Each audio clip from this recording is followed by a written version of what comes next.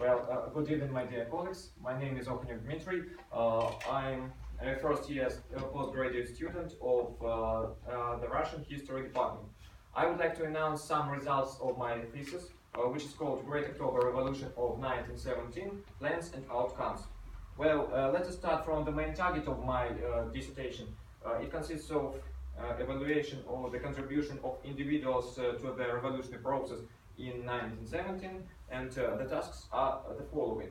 To study the biography of Vladimir Lenin, to analyze the activity of the Bolshevik Party in 1917, to find out the role of white immigrants in the revolution and civil war, to analyze the results of the February and October Revolution, and after all, to identify the contribution of the Reds to the revolution and this process.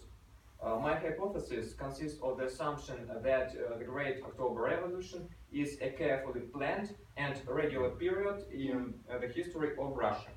The main concepts, the basic concepts which I am going to use are the following words and word combinations. Russian Revolution, the Bolsheviks, Vladimir Lenin, October Revolt, February, bourgeois revolution, peasants, proletariat, the Soviets, and so on.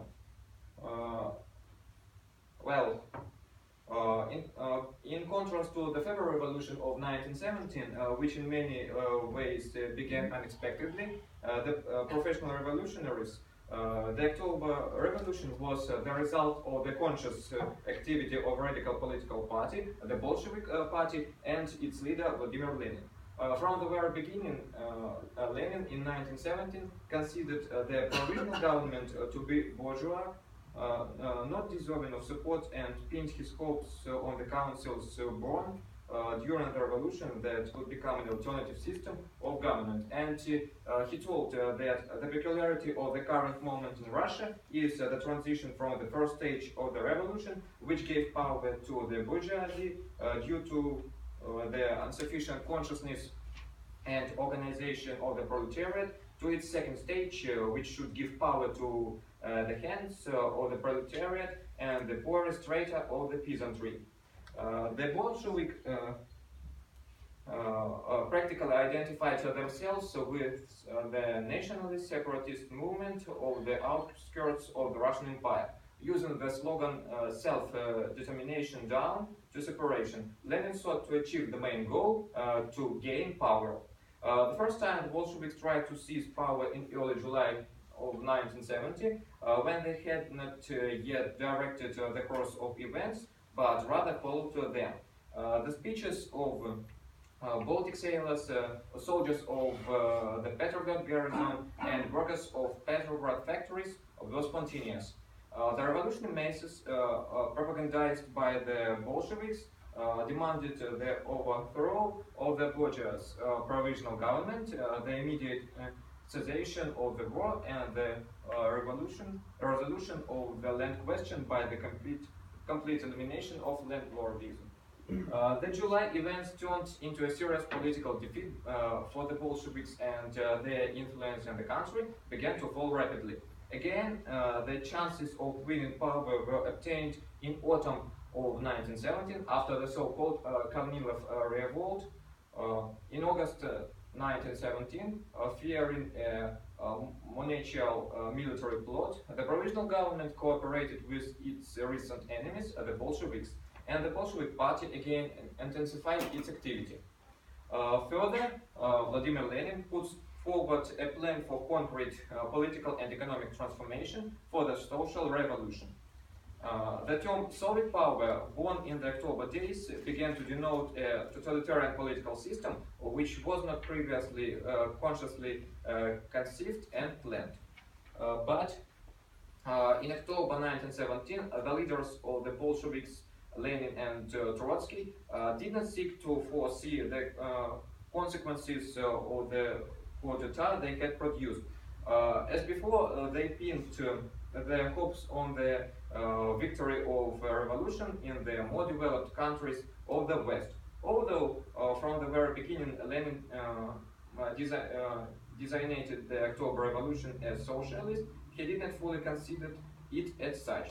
In the full measure of the socialist revolution, according to Lenin, it became only when the transformation spread not only to the city, but also to the countryside. By this time, the country was already full-scale civil war. Nevertheless, the Bolsheviks began a socialist reorganization of agriculture.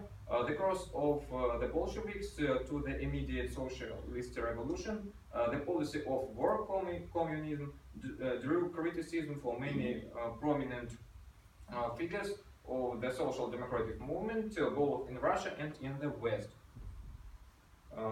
The new economic policy has become a necessary and inevitable return from the heights of revolutionary search to a real world. The original strategy, which focused on the victory of the world revolution in the most developed countries, should have been discarded. There is no doubt that the October Revolution of 1917 had a great influence not only on the fate of our country, but also on the development of the whole our world.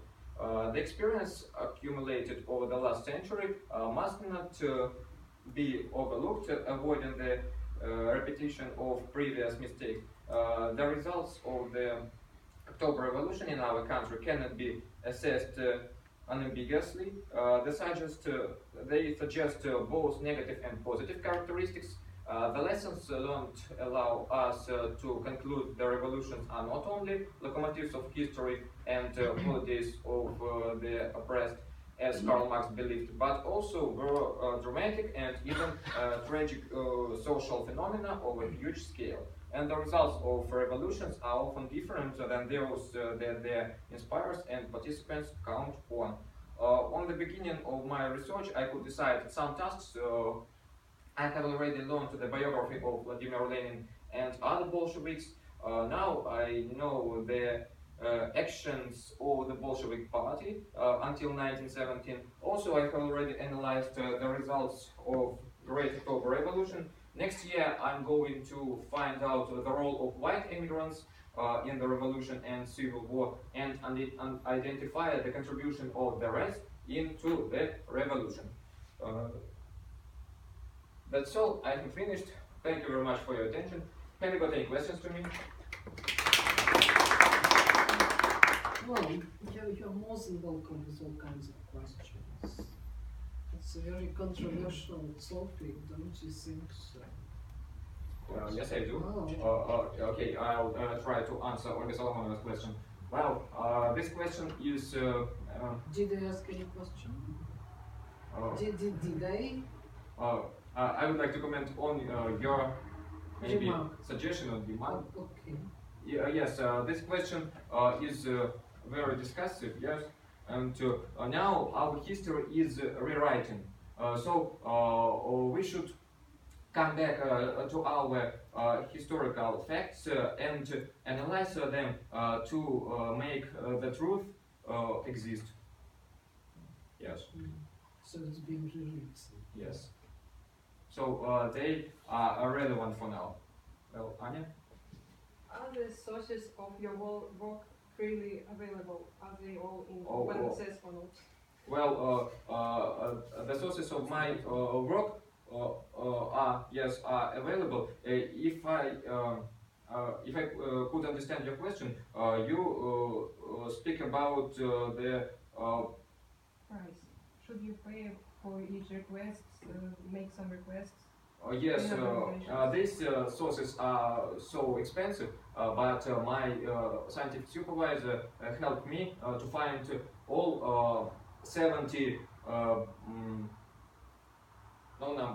70 books, volumes, yes, of my scientific journal from Paris. Concerning to the white immigrants and different scientific and little learned facts about our revolution. Related question: what archives do you plan to access for this research, or archives? Well, I would like to prove that I would like to prove my hypothesis that this revolution process was really planned and conscious activity, and to uncover some facts about so maybe not scariest but mystic origination of Vladimir Lenin, and about financial support from the foreign countries, and to give more facts to the to existing historical facts, books and research. In the long run, what outweighs what? Plans or outcomes? I'm going to compare plans with their outcomes and give maybe different schemes, some statistics about this topic in my dissertation and author reference. Yes. See, I think I saw a question over here. How do you feel about revolution in Russia?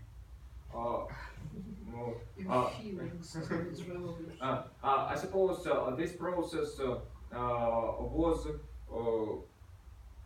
maybe necessary because the level of people's life was so low, and peasantry and other social classes didn't have any other variant to live well. So if the government doesn't want to change something, so people should do it by themselves. And I really, I always upset when our October Revolution was changed into October Revolt only. It wasn't a revolt. It was a real revolution when one government was changed into the other, absolutely another government by using the usage of gun and other different not spheres but equipment and technology. That's all, I suppose. What is the difference, if any, between a revolt and a revolution? Is it only the change of government? Probably no, it was not only the change of the government, it was the change of the whole structure of the country, because the country was the imperial type, and after that actions, it became a republic. So when we have such a great change, it is a revolution, like it was in France, in Austria, Hungary, yes, like in the like in Turkey and in other countries. It was a real revolution, not a revolt, like the contemporary scientists try to prove. Well, any more questions? The revolution is way too many different. Yes, it's very, unfortunately, it is so. Do you see yourself as making a new argument, or just giving support to an argument that's already? I suppose I'll try to find arguments when I obtain or collect all other bad learned facts. If I find them, I will contribute to my dissertation and make another arguments.